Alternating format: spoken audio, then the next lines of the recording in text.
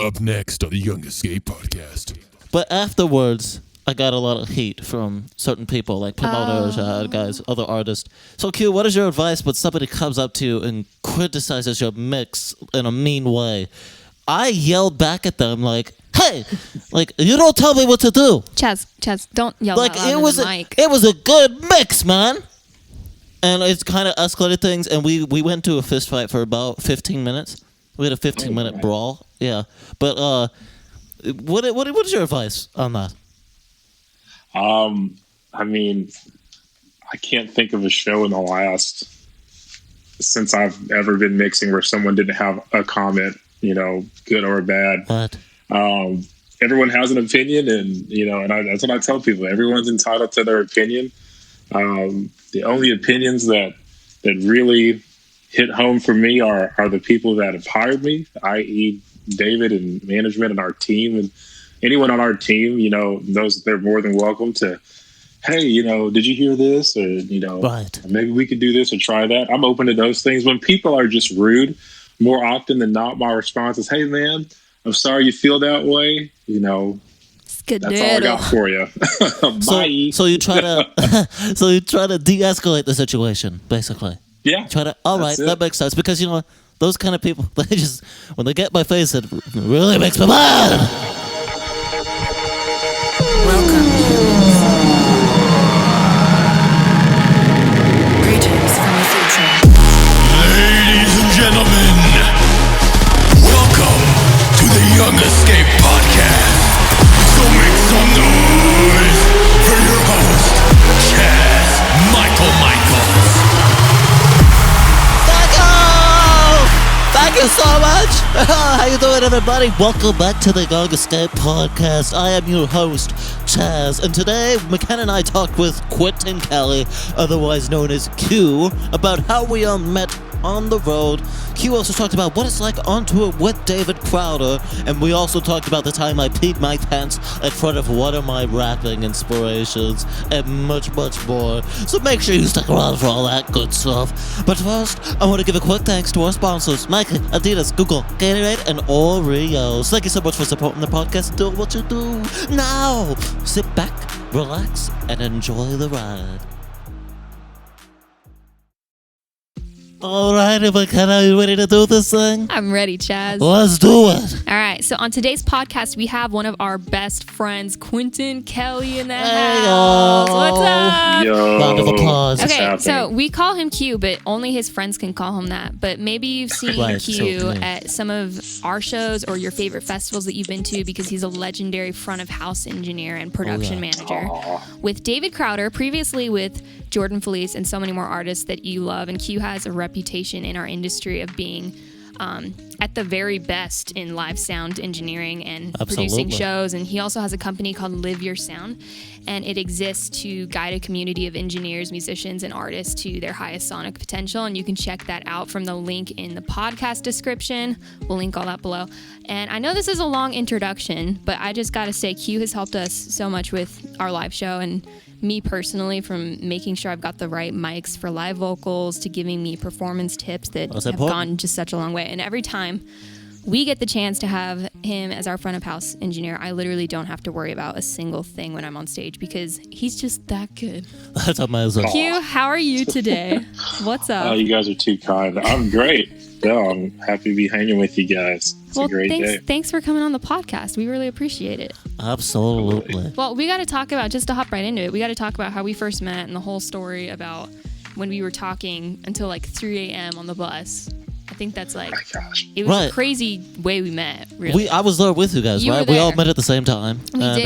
Yeah, it was great. I remember I first saw Q. It was at the first show you guys were playing, and, I walked in and he was just, working the sound, and I was like, this guy's amazing. Right. Like, it sounds great, and that's how I met him. So I went up and I was like, what's up? My name's Chaz. Well, here's the thing with Q is Q actually ended up really saving our butts, because we met Q on a weekend run with Jordan Felice, and it was just like we were on the same bus together, quick weekend run. And the first show we played, we talked about this on the previous podcast, like we had terrible sound, and it was just really hard. And then we got on the bus that night, and Q was just talking about helping us out for the rest of the weekend with doing our sound and helping with our show. And we talked about In and Out. We talked about all of these things, because Q, I remember him saying that he felt like if he could be friends with any one of us, it would be me. But then I told him I didn't like In and Out, and then he was like, Game changer? "Yeah, Is that a game changer." It was a Totally it was a deal breaker. But yeah, Q, how do you remember? What was your first impression of us as a band and of Chaz, of course? What? Chaz is a whole another conversation, and we'll definitely get into that. I mean, come on. I know. I remember the first weekend. I think we did a run. We flew into. We were in the middle. I was with Jordan. We were in the middle of a tour, I think, or either a run of festivals. We were like on a 2-week run, and we stopped to go to the West Coast for a run in Oregon. And I just remember they said we were meeting up with this kid band, and I was like, "Oh no, this isn't going to be fun. That sounds like terrible. We're going to have to take care of kids while we're on the road. Like we're already a week into a tour. Like we're already super tired. Who are these kids?" And the promoter talked to us, and I remember Joey and I, he's our tour manager. Joey and I talked to him. He said, "Oh no, they're great. You're going to love them. All this stuff." And we were just kind of like, "Yeah, hopefully they're cool." And so I remember we landed, I think in like Portland, I'm pretty sure. Yeah, I think pretty it was. sure.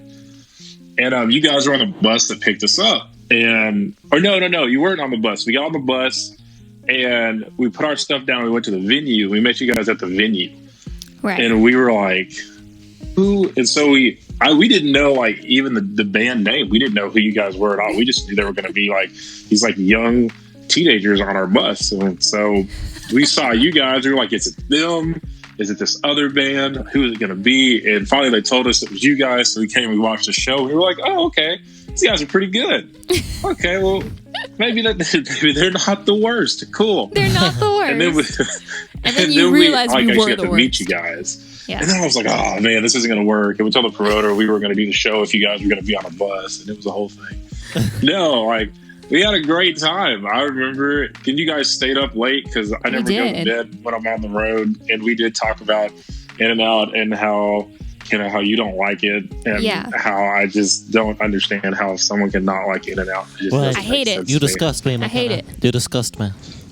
But Q, do you remember the next day? So, because it was like a weekend run, and so the first day was like in this cool kind of like, what was it? It was like a arena. Yeah, it was like an arena. So we played that, and then the next day was a festival, so it was like an outdoor thing.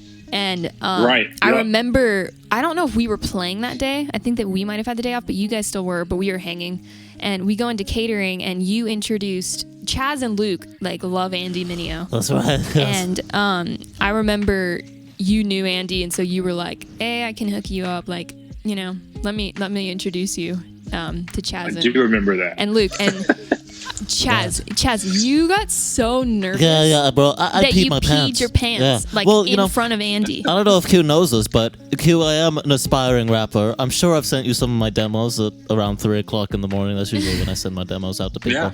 But so it was very nerve-wracking. Because it's like, here's a guy who's a real rapper, and I'm losing my mind. Well, and I just peed my pants. I wasn't there for the rest of it because I got so embarrassed that I just walked away, like out of the catering tent. Yes. So what happened, like when you peed your pants, like what was Andy's reaction? Well, I went up and I tried to shake his hand. Yeah. And, but I peed my pants, so I was, it was kind of awkward. Right? Right, yeah. So I decided to leave. And then Q and Luke just started chatting it up. Yeah, what was Luke's reaction, Q? Like what was that like? I think Luke peed his pants too. But, maybe a little bit. Maybe a little bit. I remember that conversation of, hey, it'd be cool to meet Andy. And I just remember we talked about it. I was like, well, I kind of know Andy. Like we can do that. And he was in catering and we went. And funny story with that was when I found out that you guys are moving to Nashville. Right. Found out in that conversation. No, but we told you the night before and you didn't remember. I don't remember that. And then you ended up being really salty. It was 3 o'clock, so. That's true. He totally didn't remember it. Andy. Yeah, you were kind of upset though that you found out through Luke telling Andy that. Yeah, I had to find out just in hearsay. Well, I just want to make one thing clear. I wasn't on this run. A lot of people think I was on this run to help you guys out, I was doing something, running merch or something like that. But no, I was just there for the catering. I You was were, there for the but food. you weren't even on, because we were talking the other day. You ended up pooping on the bus. Right, yes, because I misheard the bus rules. Yeah, And I saw a toilet and I was like, gotta go, you know? yeah, that was really gross. And also, you know, you guys mentioned you had terrible sound. I know we mentioned this the other day, but I that was me mixing. Yeah, I know. Because I heard the sound. Yeah, Q, do you remember that first day? So the first day when we didn't have you as our sound engineer, Chaz was actually the one mixing. Because we just I don't couldn't. remember. I didn't know who it was. Well, yeah, It was because not great. it wasn't me from the very start. I heard it and I was like, this isn't up to par, you know? And so I went back and I was like, hand me the controls. And I got behind there and I started working it. You know, I had the drums up very loud. Yeah, that was really stupid. But, you know, that's just how it goes, I guess. Well, man, now you can say that you did that, you know? Right, yeah, I mixed. Can't I mixed say the that. Right. Escape. Well, hey, Q, so how did you get into the music industry and pursuing being an FOH, front of house, you know, that's the fancy term, right? And a production manager. And what does an FOH and PM do exactly? You got to tell the listeners. So, the front of house side of things, I mix for the audience. I mean, is the simplest way to put that. Everything that the audience hears during the concert, from vocal to instruments to DJ line, whatever it is, I mix all of that for the show. And then on the production manager side, the production managing side of things, a lot of that job happens outside of the actual day. So I call and I do what's called advancing. And I talk to the venues, arenas, PACs, theaters, churches, outdoor festivals, and we talk about sound systems and speakers and audio consoles and mics and cables and stands and risers and instruments and monitor consoles and in-ear systems and video walls and LED screens and lighting. I mean, everything that makes the show happen. As far as a live experience, I'm in charge of that. So I get to do that. And that is a hard job because, a lot of people, you know, they come to a show and it starts at 7:00, but you're advancing things months in advance, and you know you're there the whole day setting up, tearing down, and you're in charge of everyone. I remember when we were on tour with you, like you were no joke out there like way early in the morning setting up, and then all the way into the night, like at 1:00 in the morning. It can easily be a 16 to 18 hour day easily. Yeah. That's crazy. Well, and since you do that, I mean, that's what you do for a living right now during these crazy times in quarantine. Are you still advancing, and what are you doing to stay creative? There is some advancing to do, even though we're not sure what shows we'll be doing and which ones we aren't. We just have to be ready to do them. And so that's calling rental companies and making sure that we have all of the stuff that we need to do Crowder's show. That's talking to venue representatives to make sure they have everything that we need and we have everything that they need. And aside from that, I mean, I'm sure a lot of my engineer friends are mixing from home. I mean, we're pulling out studio monitors and consoles, and we're just, keeping our chops up, making sure that when all of this is over and we can start doing concerts again, that we're ready to put on some great shows. Well, and you guys are amazing because we know we've been on 2 tours with Crowder. You weren't there for those ones, but we've known you since then, and we know that you've known them for a while. And so what's it like now being able to be the FOH for David Crowder? Because David's a legend, and you're a legend, so you guys make like a team of legends. So like, what's that like behind the scenes? David's awesome. I love working for David. He is anyone who's been to a show knows that David is something else. And it's a lot of fun. He's also one of the realest people that I've ever worked for. Really, really great conversation. And then there's a performance side of what we do and the worship side of what we do. And it's also real. And so being able to mix for someone that's able to curate that kind of experience for the audience and the listeners, and every night with David is just special for one reason or another. Right. And you can connect with him on so many levels. During the show, I love it because like in one show, I'm going to mix country, I'm going to mix pop, I'm going to mix CCM, I'm going to even possibly do like a bluegrass song. Like you just never know. And so it's a very diverse show. and he's a very diverse person. And so, yeah, it's been a lot of fun. It's been great. It's awesome. That's amazing. That is That's absolutely so cool. fantastic. Well, Q, do you have any funny tour stories or just stories in general? Because we hang like all the time that maybe nobody would know about until now. Something that's not out in the public. A funny story that you've had with us. Oh man, there are so many different. Just any van ride with you guys is awesome. The worst, right? The worst. It's always an experience between Luke and the things that he does and It's pretty just cool. all the other things that happened. Isn't he on annoying? I think he's a cool guy. You know? No, I think Q, he's what do you pretty think of annoying. Luke? Is he your favorite? I'm sure he is. No. I mean, Luke's pretty great. I I don't choose favorites. That's how. Oh, right. We all Of know I'm course. Q's favorite. But again, like out of McKenna and Luke, between those two, like if you had to call if you had somebody that you needed to have your back, they say the 3 a.m. buddy, they say that kind of stuff. Like a 2 a.m. friend. Right, exactly. Yeah, Someone that I you said could 3 just, a.m. buddy, has but your it's the back. same thing. Right. Right. Would you have McKenna or Luke be your 3 a.m. pal? I mean, I was lucky enough to have both of you, so I try to keep it that way. All right, he's staying neutral. I would pick Luke. He just doesn't want to hurt Luke's feelings. All right. So Maybe. that's what's happening right now, just in case you're... I actually have a funny van story with you guys. You do? Yeah, remember the time when we were driving? I think we were driving all the way to Michigan or something like that. Okay.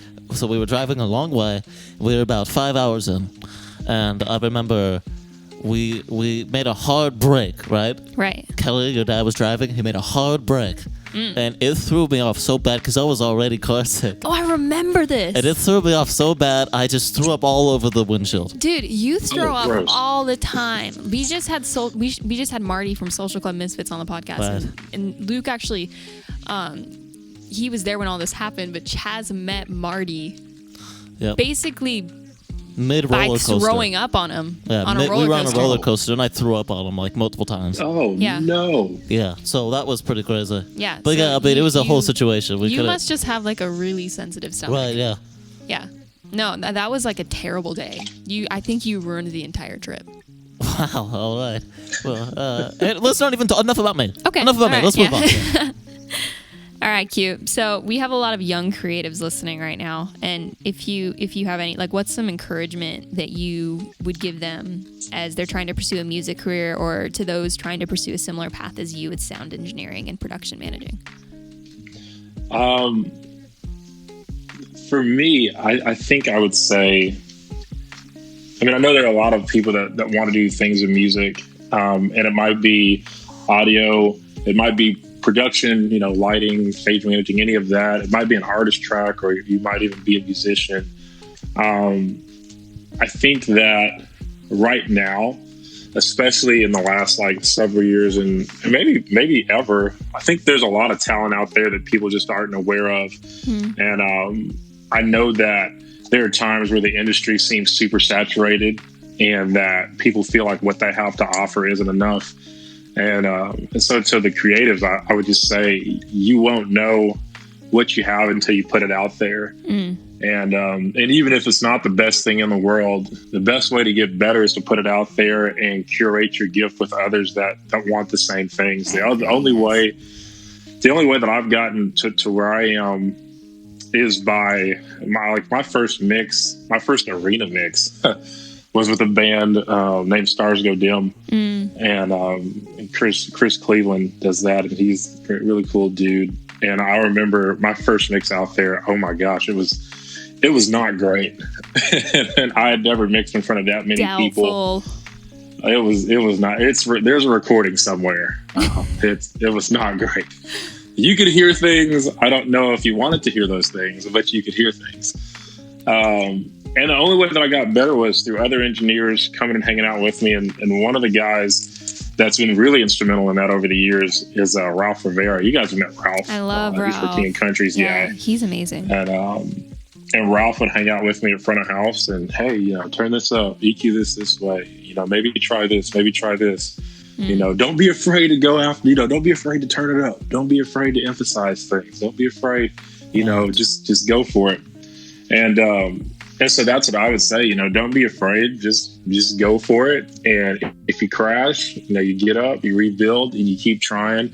And eventually, your talent and your gift, it makes room for you where you're supposed to be. Right. And you just walk forward in that. That's amazing advice. It's absolutely fantastic. I have a question for Q, if you don't mind. Yeah, go.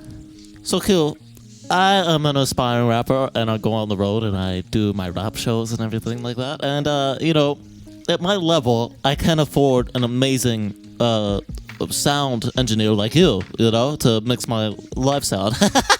So I kind of have to either find someone to do it, just like a house guy, or there's just one time I just straight up did it myself. I did my sound myself. Yeah, let me explain. So I was in the middle of the show, right? And I was very frustrated with the sound. And I was like, come on, what's going on here? I started yelling at Bobby, and Bobby started yelling at John. In front of the audience? Yeah, I was like, come on, man, do it right. And he just didn't do it right. So I got off the stage, I ran over to the front of the house, and I started mixing and rapping at the same time with the sound. Wow. Yeah, it was pretty intense, and the crowd loved it. They went wild. But that sounds like a disaster. well, it was pretty great. But afterwards, I got a lot of heat from certain people, like promoters, guys, other artists. So Q, what is your advice when somebody comes up to you and criticizes your mix in a mean way? I yelled back at them hey, you don't tell me what to do. Chaz, don't yell out loud in the mic. It was a good mix, man. And it's kind of escalated things, and we went to a fist fight for about 15 minutes. We had a 15-minute brawl. Yeah. But what is your advice on that? I mean, I can't think of a show in the last, since I've ever been mixing, where someone didn't have a comment, good or bad. What? Everyone has an opinion, and that's what I tell people. Everyone's entitled to their opinion. The only opinions that really hit home for me are the people that have hired me, i.e. David and management and our team. And anyone on our team, they're more than welcome to, hey, did you hear this? Or, right. Maybe we could do this or try that. I'm open to those things. When people are just rude, more often than not, my response is, hey, man, I'm sorry you feel that way. That's all I got for you. Bye. So you try to de-escalate the situation, basically. Yeah. All right, that makes sense, because those kind of people, they just, when they get my face, Chaz has really makes me I laugh. guess you could say he has anger issues. Maybe a little bit. I'm fired up right now. It's okay. Just calm down, Chaz. I do have a story. I do remember. So we opened for King and Country at the Kentucky State Fair, and I remember our whole set, Joel for King and Country was watching side stage, and I noticed when he was watching, he was really into it, and I noticed he kept looking out into the crowd, he was side stage, so he kept poking his head out and looking out. And at the end, he came up to me and he was like, I was trying to figure out, usually opening bands don't have a good sound, you know what I mean? Because it's so terrible. And we were like, this sounds good even from side stage. And then we looked out. He said, I looked out and there was Q. He saw Q. So that's how much of a legend Q is, guys. It makes sense. He can make, you know what I've even noticed too? Anytime, which Q's done our sound a lot, but anytime Q has done our sound, it even sounds good on the video camera. iPhone audio is terrible. You see people post videos of your concert and you're like, man, the audio sounds pretty bad. But anytime Q's doing it, and when we were on tour with Jordan Felice this past spring, it felt like every video that was posted and every video that was taken, and even from side stage, which you really can't hear anything because you're not in front of the speakers, it still sounds good. So that's who Q is, basically. That's pretty great. I love me some Joel. He's awesome. Joel's amazing. Absolutely. We love Joel. I have this quote. I'll tell you this one. I just want to add to that. Chaz, are you sure? Oh yeah. Because the past few times you've done this, it hasn't made any sense. I love Taylor, and I always have to throw a quote in from Taylor. Okay. So there's this quote from Taylor Swift. She says, "Whenever you walk on stage in front of 65,000 people, it can bring you to tears." That's it. So what did that have to do? Yeah, it's just like a full circle moment. Where'd you get that from? Can you not relate? Can you not relate to that? How do you just rattle those off the top of your? Well, because your head? I watch so many. She's my hobby. She's your hobby. But yeah, so I watch a lot of videos on quotes and everything like Yeah, that. that's But do interesting. you guys She's understand? your hobby. That's what? how you end up on a list on the internet. When someone's your hobby. Not not that way. Just like I love her music. You know. Yeah, he's a little obsessed with Taylor Swift. So I'll tell you what. it's a But we little have her weird. on the podcast one day. Well, I'm gonna maybe retire. I'm gonna retire. after you have her on the podcast, that'll be the end. Probably. That's weird. Probably. Well, Chaz, and I'll be cheering you on, every step of the way until you get to there, if you get there, of course. Anyways, thank you guys so much for listening to this podcast. McKenna, do you have any last remarks? Or Q, do you have any last remarks? I do. Q, what's next for you, and where can the people find? You got to tell us about your company. What's the website? Where can they find you on Instagram? And how do we direct our listeners to what you do? Well, I mean, I have social media just like everybody else. My handle is just Quinton Kelley. Yeah. And He's got on the blue check mark. Right, yes. Do I? Man, I don't know if I'm that cool, but yeah, my Instagram has stuff from all the different shows that I've done. Most of them, some of them not. If you're a Jordan Feliz fan, Jordan's my boy. He's my buddy for a long time. Love Jordan. There are videos and pictures from some of our road adventures and things all over that with me and the boys. So that's fun stuff. There's stuff from David as well, and my days with Sidewalk Prophets and Winter Jam and other miscellaneous gigs. Live Your Sound has a website. It's just liveyoursound.com. And if you go there now, we're starting a podcast as well, and we hope to have Ian Escape on it. Hey, we hope to do that. Hey, I'm down. And like Kenna said, I mean, the goal is really just to unite and connect people and help them reach their highest potential. So that's really where it's at. So there's those two places to check me out if you should want to do so. But yeah, I appreciate you guys for having me on. Thank you for coming on, Q. And you can Q. find all of that in the podcast description to all of our listeners out there. We love Q. We're so grateful for him. And Absolutely. And Q, if you want me to come on the podcast too one day, I'm more than No, free. he doesn't want that. I've had a lot of experience in this game. Well, oh yeah, well I'm gonna pray about it. I'm gonna get back to you. It's a good idea. Yeah, it's a good idea. Yeah. Pray about it. That's great. well, Chaz, I don't know, do you want to close this out in a freestyle rap? Freestyle? I think we should. You know, that's how I've been doing it. So Yeah. I'm just gonna close this out a little Just go freestyle. for it. Chaz the rapper dropping the beat. Yo, Chaz is back and he's running out of rhymes. But be patient while I think of more. I know you got the time. I'm shaking like Beckham, really feeling the beat. Can't stop me now cause I'm all on repeat. Make sure you tune in for the next podcast because it's gonna